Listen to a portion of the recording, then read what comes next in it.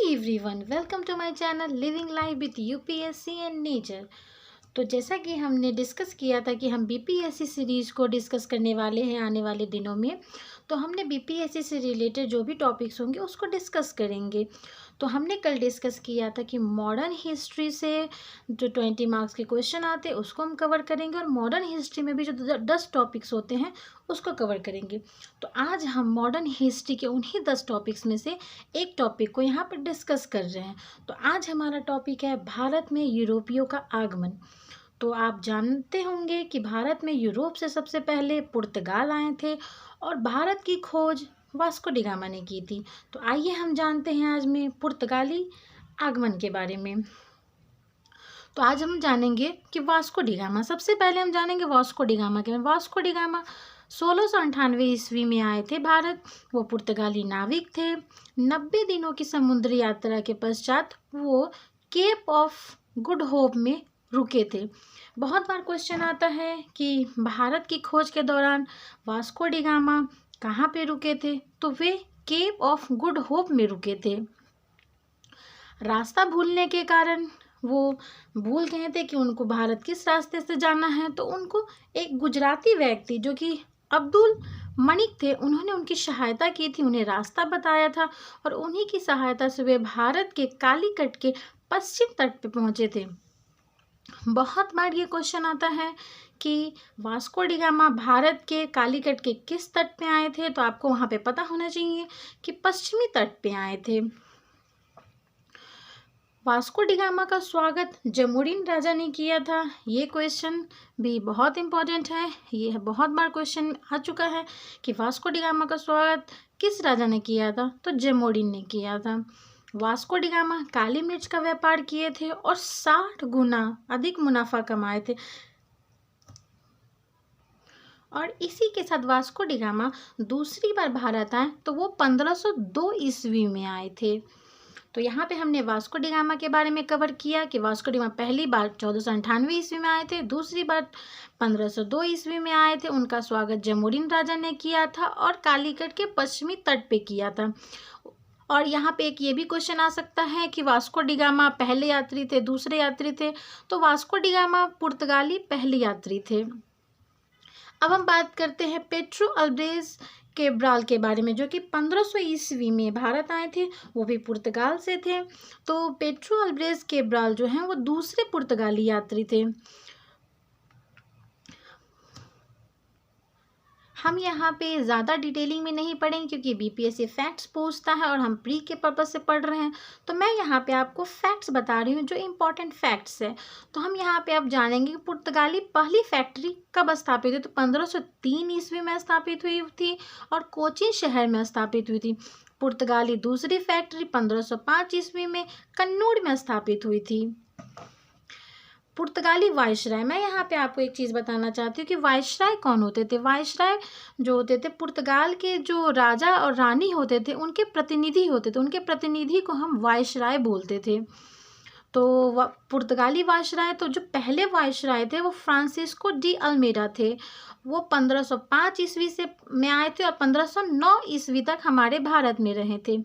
उन्होंने ही Francisco de Almeida ने ही blue water policy लाई थी, जिसे हम शांत जल की नीति और नीला जल की योजना कहते हैं। आपसे ये भी क्वेश्चन आ सकता है कि ब्लू वाटर पॉलिसी किसने इंट्रोड्यूस की थी, तो वो फ्रांसिस्को डी अल्मेडा ने लाई थी। तो अब हम ये यहाँ पे जानते हैं कि मोटिव क्या था। ये जो ब्लू वाटर पॉलिसी थी उसको लाने की मोटिव क्या था, तो उसको लाने का मोटिव था हिंद महासागर और अरब सागर में समुद्री व्यापार को बढ़ाना और दूसरे देशों के व्यापारियों को रोकना। इस ब्लू वाटर पॉलिसी से ये क्या करते थे फ्रांसिस्को डी अल्मेडा ने कि व्यापार तो अपना बढ़ा लिया और दूसरे जो व्यापारी आते थे उनको रोकते थे, उनसे वो कर लेते थे।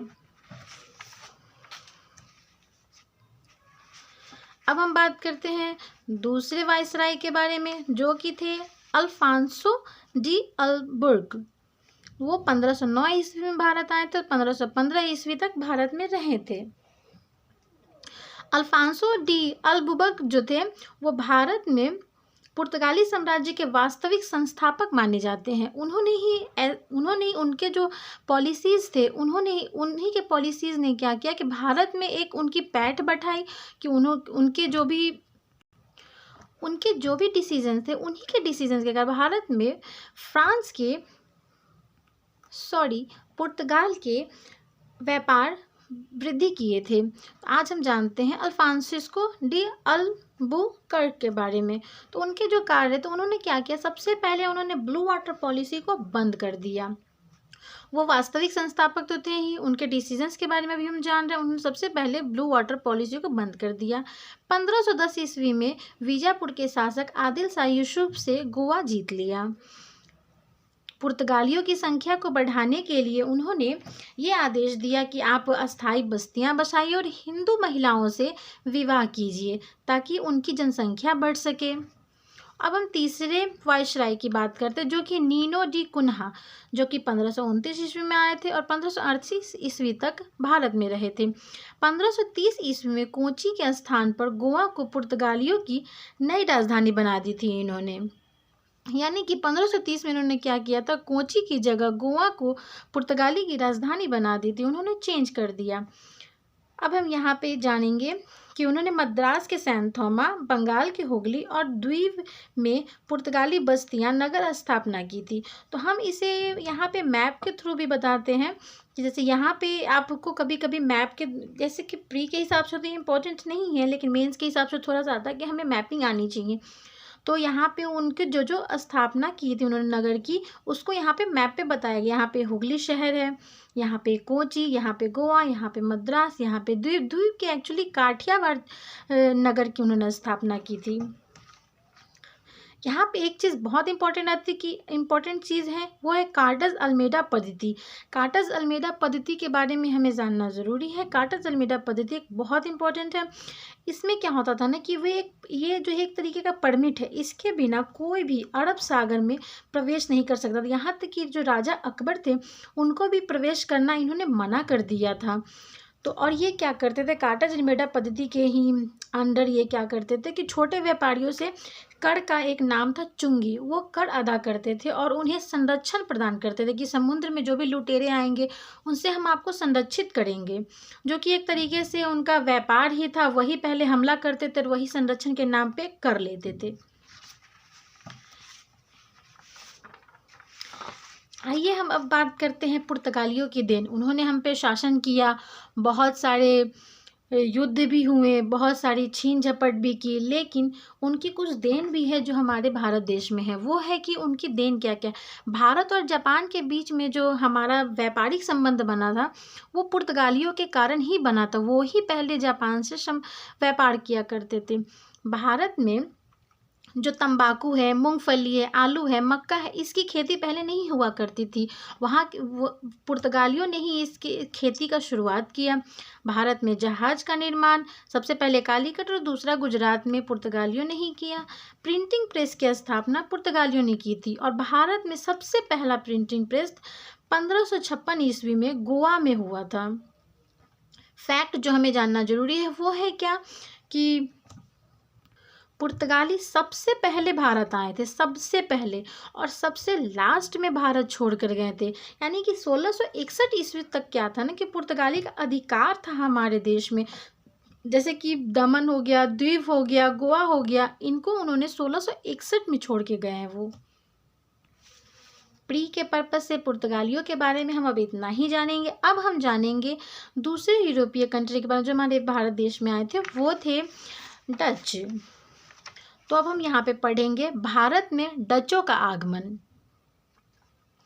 तो डच लोग कौन थे, सबसे पहले तो ये जानना है कि डच थे कौन। तो डच हॉलैंड के निवासी थे, जिसे वर्तमान में हम लोग नीदरलैंड के निवासी, नीदरलैंड वाले जो हैं वही पहले डच हुआ करते थे। तो 1610 ईस्वी में हॉलैंड की संसद ने एक प्रस्ताव पारित किया। उसमें क्या था ना कि उन्होंने एक कंपनी की स्थापना की जो कि संयुक्त डच ईस्ट इंडिया कंपनी थी। उनको उन्होंने 21 वर्षों के लिए एक अधिकार पत्र दिया, जिसके तहत वो क्या करते थे, भारत में तथा पूर्व के देशों के साथ व्यापार करते थे और आक्रमण करने की उन्हें पूरी छूट थी। वो चाहे 21 वर्षों तक वो व्यापार भी कर सकते थे, आक्रमण भी कर सकते थे। डच की संसद उन्हें कुछ नहीं कहती, उनको ऐसा अधिकार पत्र दे दिया था। और इसी के तहत मैं आपको ये बताना चाहती हूँ कि भारत में जो पहली डच फैक्ट्री की स्थापना हुई थी वो हुई थी 1605 ईस्वी में मसूलीपट्टनम में। और मसूलीपट्टनम आपको पता होना चाहिए कि आंध्र प्रदेश में है। यानी कि 1605 ईस्वी में पहली डच फैक्ट्री स्थापित की गई थी।